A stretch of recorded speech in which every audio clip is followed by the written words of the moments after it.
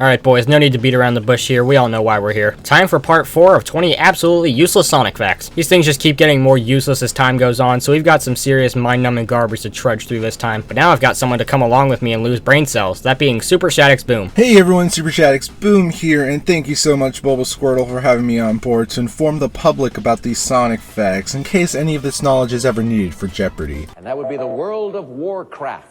So without further ado, let's go. Also shoutouts to the boys on the Jack Sonic Reviewer Discord server for bringing a few of these to my attention.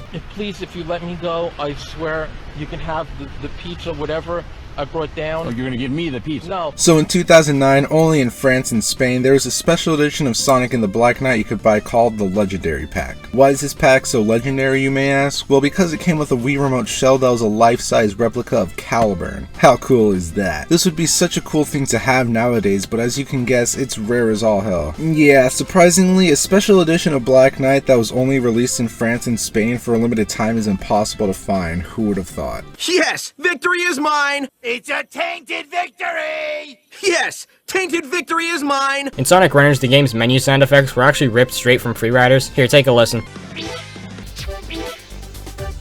Lazy bastards. The whooshy finger. Oh, you know this hold. In Sonic Forces, there was an infamous line of Tails has just lost it, but in reality, Tails is perfectly fine. I mean, you didn't need me to tell you that, but anyway, this was just a translation error. In reality, Silver was meant to say that they've lost Tails and don't know where he is. Lazy bastards. A booby trap that actually catches boobies. Ralph Breaks the Internet was a pretty lackluster sequel, but it could have been way better if they didn't cut out one of Sonic's scenes. There's supposed to be a part where the whole gang goes into the Wi-Fi modem and Sonic tags along. Honestly, not even kidding here, this would have been a nice scene to have. Since Felix and Calhoun are here, who barely got any screen time, like they're in 2 scenes, what's the point? But anyway, can we just take a moment to appreciate how Sonic looks in these storyboards, please? How can you have bags? You just found out this is a hotel! This is a hotel? In the Sonic IDW Tangle and Whisper miniseries issue 1, there's a small Sonic Boom cameo. When Whisper is explaining Mimic's power and showing pictures of him as Sonic to Tangle, there's one of him taking a lollipop from Chumley, the baby from Sonic Boom. You know, my baby ladies kid. Don't you goody-goodies have a baby that requires saving? No. My baby! Yeah, we'll get to it, lady! This is such a cool deep cut reference, and it's such a nice piece of fan service. We went back onto the dark web, guys, and we discovered that this place is littered with furries. So Jarrett Reddick, the main singer of Bowling for Soup, as you all know, is the guy who sang the greatest 4 minutes and 8 seconds of our species, Endless Possibilities. But did you know he's also the voice of the modern incarnation of Chuck E. Cheese?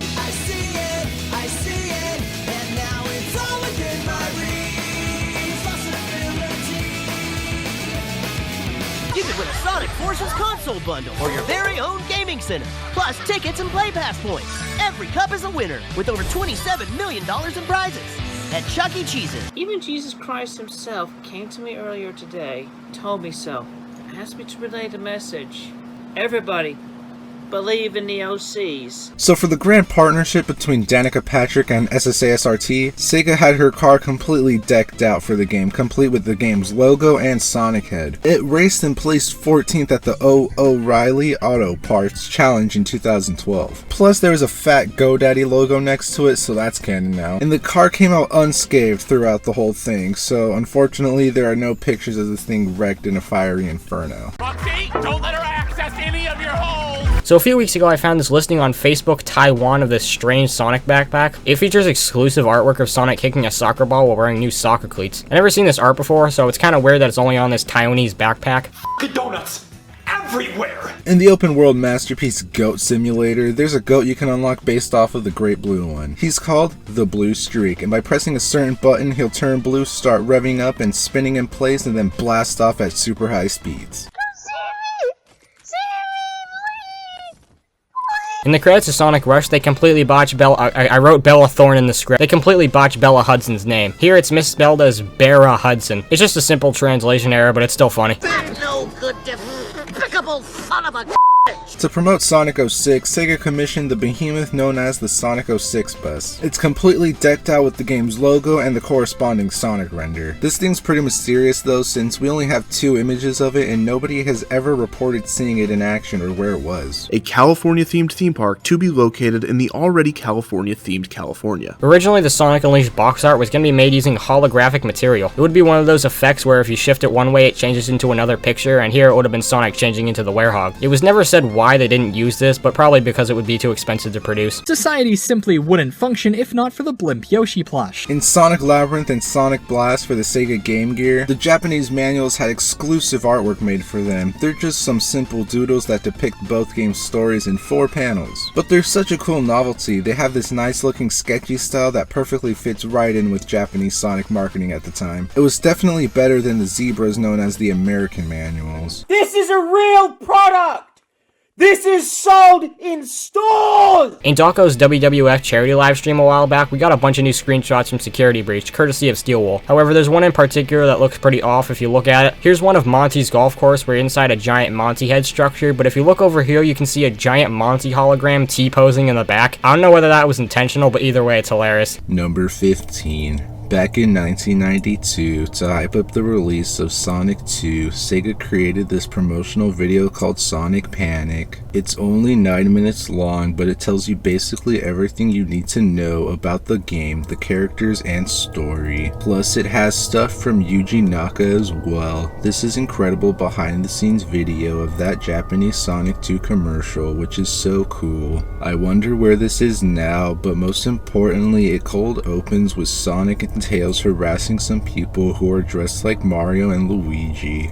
Why are you police officers? I blew up Malaysia. In Sonic and the Black Knight, you can unlock this section, which is a compilation of fan art sent in as a contest during the game's production. While this may have seemed like a great idea, one of the pieces shown is actually completely traced and stolen. While the cheater was disqualified and Sega tried to reach out to the real artist, they didn't have enough time to change it in the game. Thus, Black Knight will forever have stolen fan art credited in it. And when we're together, we can join hands in business and become the Krusty Nut Bucket. During Sonic Force's development, the Phantom Ruby went through some odd design changes. Originally, it was going to have this cool look to it with chunks coming out, and I'm glad they changed it because it looks kind of dumb here. Uncle Stan, is that legal? When there's no cops around, anything's legal. Sonic Forces was the second ever third-party title to be announced for the Switch. Well, at the time it was still called the NX, but it still counts. This actually caused a lot of conversation about the NX's power since they expected Sonic Forces to be this huge, big new game. I can't even finish that sentence, the game sucks. Excuse me, sir, may I have more apple juice? No! There used to be this website in 2012 run by Sega called Sonic the Hedgehog Official Merchandise. It sold the standard stuff like Jazzwares, Tomy, clothing, etc., but only in Europe. It was closed in 2017 and was replaced by the Sega Shop. They even had a huge ass clearance sale when it was closed with prices that just infuriate me, man. But at least you can still access most of it with the Wayback Machine. But what's gonna happen when I finally meet one of these women? Won't they be disappointed? Any woman that goes out with Porky Pig is gonna be disappointed no matter what. So we all know the Sonic movie world premiere was lit, but what about the Sonic booth at the Comic-Con experience in Brazil in December 2019? When hyping up the movie, Paramount made this huge exhibit where you walk through giant rings, get to go on a treadmill wearing exclusive Sonic movie themed bike helmets, play light-up hula hoop, jump into a light-up ball pit with floating rings, and of course, get the Sonic movie logo shaved into the side of your head. All this is dope, I want those bike helmets, but the most important thing were these. These are posters that Paramount let all different artists from around the world make, and they all were put on display here. These things are weird, cool, and intriguing all at the same time. Like, look at this one of the silhouettes of Sonic and Eggman, like that's so cool. Plus, some even feature original movie Sonic, which I don't know how the hell they let that happen. I think my favorite one of these is the neon sign one, it just looks so unique. So there are another 20 absolutely useless Sonic facts. I was sure to dig through the depths of the internet to find the absolute stupidest things I could find, and huge shout out to SuperShadix Boom. It was really fun teaming up with him, so go check out his channel if you haven't already. So if you enjoyed the video, thank you so much for watching, and if you have any extra time, why not check out my channel where I talk about the latest Sonic the Hedgehog shaped pieces of plastic made by Jakks Pacific. And before we end this, thanks so much for 1,000 subscribers. It really means the world to me that all you care enough to go watch some weirdo talk about Sonic on the internet for money, so thanks to each and every one of you. So in conclusion, don't watch Space Jam: A New Legacy. That movie was stupid and the weird Pete guy looks like the Kmart mascot.